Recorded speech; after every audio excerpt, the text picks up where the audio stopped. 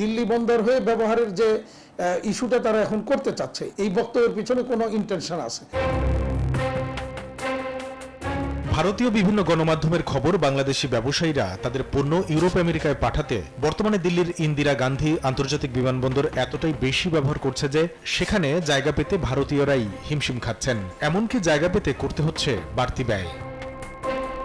এই অবস্থা থেকে মুক্তি পেতে দিল্লি বিমানবন্দর ব্যবহারে বাংলাদেশি পণ্যের ওপর ল্যান্ডিং চার্জ আরোপে কেন্দ্রীয় সরকারের কাছে দাবি জানিয়েছে Federation of Indian Export Organisation FIEO। এমনকি দিল্লি হয়ে বাংলাদেশি পণ্য রপ্তানি বন্ধ করে দেওয়ারও দাবি তুলেছে দেশটির apparel export promotion council AEPC। যদিও ভারতীয় ব্যবসায়ীদের এমন দাবিকে অযৌক্তিক আর প্রতিযোগিতামূলক ব্যবসায়িক আচরণের পরিপন্থী হিসেবে চিহ্নিত করছেন দেশটির আন্তর্জাতিক বাণিজ্য বিশেষজ্ঞরা। প্রথম কথা হচ্ছে, আপত্তি থাকার কোনো কারণ নেই।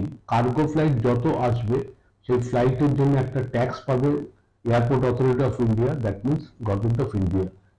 এমনকি যত এক্সপোর্ট হবে ভারতের মাধ্যমে, ভারত সরকার তত ডিউটিও পাবে। যে ব্রাইট লক টেকনোলজি সাধারণ পাউডারের তুলনায় দেয় দ্বিগুণ উজ্জ্বলতা, রিং অ্যাডভান্সড দেয় দ্বিগুণ উজ্জ্বলতা। দিল্লি বিমানবন্দর দিয়ে বাংলাদেশি পণ্য রপ্তানি কতটা বেড়েছে সেই তুলনামূলক চিত্র তুলে ধরেছে ভারতীয় গণমাধ্যম। গত বছরের এপ্রিল থেকে ডিসেম্বর পর্যন্ত দিল্লি বিমানবন্দর দিয়ে বাংলাদেশি পণ্য গেছে 5,000 মেট্রিক টন। সেখানে চলতি বছরের মার্চ পর্যন্ত 3 মাসেই গেছে 8,000 মেট্রিক টন। নিয়ম মেনে এই বিমানবন্দর ব্যবহার করার পরও কেন ভারতীয় ব্যবসায়ীদের বিদ্বেষপূর্ণ দাবি রপ্তানি বাজারে বাংলাদেশকে চাপে ফেলার ষড়যন্ত্রের অংশ কিনা তা খতিয়ে দেখা দরকার বলে মনে করে দেশের শীর্ষ রপ্তানিকারকদের সংগঠন BKMEA। দিল্লি বন্দর হয়ে ব্যবহারের যে ইস্যুটা তারা এখন করতে চাচ্ছে, এখানে হয়তো তাদের এই বক্তব্যের পিছনে কোনো ইন্টেনশন আছে।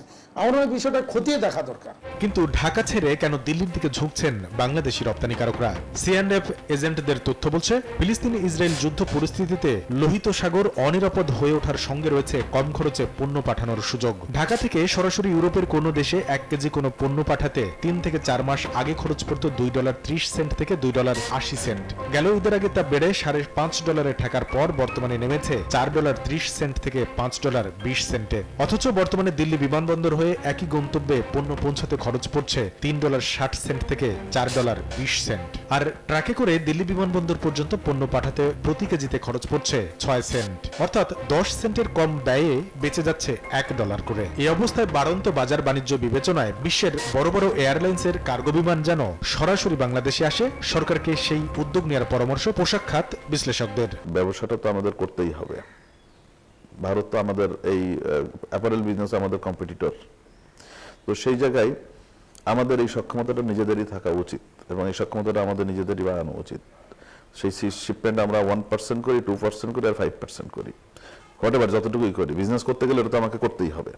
যেহেতু এটা করতেই হবে, সো আমার নিজস্ব এয়ারপোর্ট আছে, সো আমাদের এই সক্ষমতাটা বাড়াতে গেলে ট্রাভেল এজেন্সিগুলোর সাথে কোনো কমিউনিকেশন করা প্রয়োজন আছে কিনা, এয়ার কস্টের ক্ষেত্রে আমাদের কোনো উদ্যোগ নেওয়ার সুযোগ আছে কিনা, এটা মনে হয় ব্যবসায়ী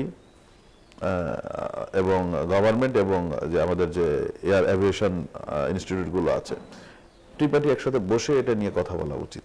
বাজার ধরতে বাংলাদেশি এয়ারলাইন্সগুলোর কার্গো সক্ষমতা বাড়ানোরও সময় এসেছে বলে মনে করেন সংশ্লিষ্টরা। কামরুল হাসান সবুজ, সময় সংবাদ।